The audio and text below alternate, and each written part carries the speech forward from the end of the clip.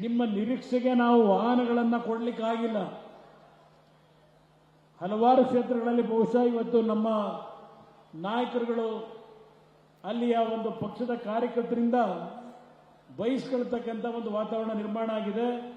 ನಮ್ಮ ಕಾರ್ಯಕರ್ತರುಗಳು, ಹಿತೈಷಿಗಳು, ಅಭಿಮಾನಿಗಳಿಗೆ ಈ ವೇದಿಕೆ ಮುಖಾಂತರ ನೀವು ಈ ಕಾರ್ಯಕ್ರಮದಲ್ಲಿ ಭಾಗವಹಿಸಲಿಕ್ಕೆ ಎಲ್ಲರೂ ಆತರದಲ್ಲಿದ್ದರೆ ನಿಮ್ಮೆಲ್ಲರಿಗೆ ನಾವು ವಾಹನದ ವ್ಯವಸ್ಥೆಯನ್ನು ಮಾಡಿಕೊಡ್ಲಿಕ್ಕೆ ಆಗದೆ ಈ ಒಂದು ಕಾರ್ಯಕ್ರಮದಲ್ಲಿ ಭಾಗವಹಿಸಲಿಕ್ಕೆ ಆಗದೆ ಇರತಕ್ಕಂಥ ನಮ್ಮ ಕಾರ್ಯಕರ್ತರಿಗೆ ಈ ವೇದಿಕೆ ಮುಖಾಂತರ ಕ್ಷಮೆಯನ್ನು ಕೋರ್ತಾ ಇದ್ದೇನೆ. ಬಹುಶಃ ಸರಿಯಾದ ರೀತಿಯ ವ್ಯವಸ್ಥೆಗಳನ್ನು ಮಾಡಿಕೊಟ್ಟಿದ್ರೆ ಇವತ್ತು ಒಂದು ಐತಿಹಾಸಿಕವಾದಂಥ ರೀತಿಯಲ್ಲಿ 2-3 ಲಕ್ಷ ಜನತೆ ಇವತ್ತೇ ಬರಲಿಕ್ಕೆ ತಯಾರಾದಂಥದ್ದು ನಾನು ಗಮನಿಸಿದ್ದೇನೆ.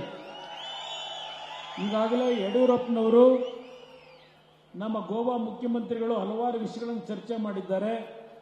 ಗೌರವಾನ್ವಿತ ಹಿರಿಯ ನಾಯಕರಾಗಿರ್ತಕ್ಕಂಥ ಯಡಿಯೂರಪ್ಪನವರು ಏನು ಒಂದು ಮಂಡ್ಯ ಜಿಲ್ಲೆಯ ಏನು ಒಂದು ತವರು ಮನೆ ಅಂತಕ್ಕಂಥ ಒಂದು ಮಾತನ್ನು ಹೇಳಿದ್ದಾರೆ. ಅವರು KR-ಪೇಟೆಯ ಬೂಕುರಕೆರೆ ಗ್ರಾಮದಲ್ಲಿ ಜನಿಸಿ ಶಿವಮೊಗ್ಗದಲ್ಲಿ ಇವತ್ತು ಅವರ ರಾಜಕೀಯ ಪ್ರಾರಂಭ ಮಾಡುವಂಥದ್ದು. ನಾನು ಹಾಸನ ಜಿಲ್ಲೆಯಲ್ಲಿ ಜನ್ಮ ತಾಳಿದ್ರು. ರಾಮನಗರದ ಜನತೆ ನನಗೆ ರಾಜಕೀಯ ಜನ್ಮ ಕೊಟ್ಟರು. ನನ್ನ ರಾಜಕೀಯ ಶಕ್ತಿಯನ್ನ ಇಡೀ ರಾಜ್ಯದಾದ್ಯಂತ ಬೆಳೆಸ್ಕೊಳ್ಳಲಿಕ್ಕೆ ಶಕ್ತಿಯನ್ನು ಕೊಟ್ಟಿರ್ತಕ್ಕಂಥವರು ಮಂಡ್ಯ ಜಿಲ್ಲೆಯ ಜನತೆ ಅಂತಕ್ಕಂಥದ್ದನ್ನು ನಾನು ಎಂದೂ ಮರೆಯಲಿಕ್ಕೆ ಸಾಧ್ಯ ಇಲ್ಲ.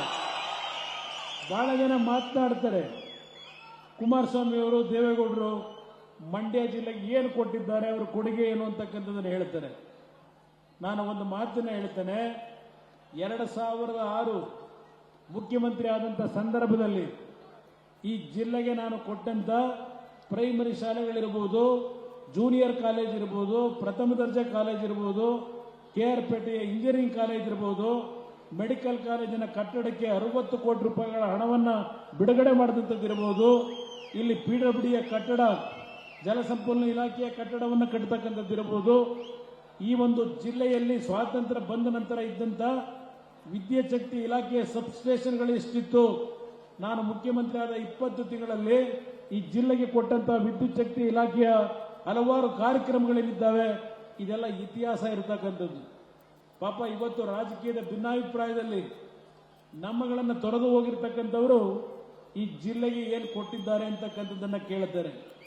ಈ ಜಿಲ್ಲೆಯ ನನ್ನ ರೈತ ಬಂಧುಗಳು ಯಾವ ಸಕ್ಕರೆ ನಾಡು ಅಂತಕ್ಕಂಥ ಒಂದು ಪ್ರಖ್ಯಾತಿಯನ್ನು ಹೊಂದಿರತಕ್ಕಂಥ ಈ ಒಂದು ಜಿಲ್ಲೆಯಲ್ಲಿ ಬರಗಾಲದ ಒಂದು ಸಮಸ್ಯೆಗಳಿಂದ ನಮ್ಮ ರೈತ ಕುಟುಂಬಗಳು ಸಾಲದ ಹೊರೆಯನ್ನು ಹೊರಲಾರದೆ ಸುಮಾರು 200ಕ್ಕೂ ಹೆಚ್ಚು ರೈತ ಕುಟುಂಬಗಳಲ್ಲಿ ಆತ್ಮಹತ್ಯೆಯಾದಾಗ ಆ ಕುಟುಂಬಗಳನ್ನು ಭೇಟಿ ಮಾಡಿ ವೈಯಕ್ತಿಕವಾಗಿ ನಮ್ಮ ಪಕ್ಷದ ಶಾಸಕರ ಜೊತೆಗೂಡಿ ನಮ್ಮ ಕೈಲಾದ ಮಟ್ಟಿಗೆ ಆರ್ಥಿಕ ನೆರವನ್ನು ಕೊಟ್ಟಿದ್ದಷ್ಟೇ ಅಲ್ಲ, ನನ್ನ ರೈತ ಬಂಧುಗಳಿಗೆ ಮನವಿ ಮಾಡಿದೆ.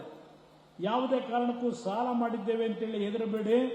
ನಿಮ್ಮ ಸಾಲವನ್ನು ತೀರಿಸ್ತಕ್ಕಂಥದ್ದಕ್ಕೆ ನನ್ನ ಒಂದು ಮುಂದಿನ ದಿನಗಳಲ್ಲಿ ಸರ್ಕಾರ ಬಂದರೆ ನಿಮ್ಮ ಜೊತೆಯಲ್ಲಿದ್ದೇನೆ, ನೀವು ಅನಾಥರಾಗಬೇಡಿ ಅಂತಕ್ಕಂಥ ಮಾತನ್ನ ಹೇಳಿದೆ.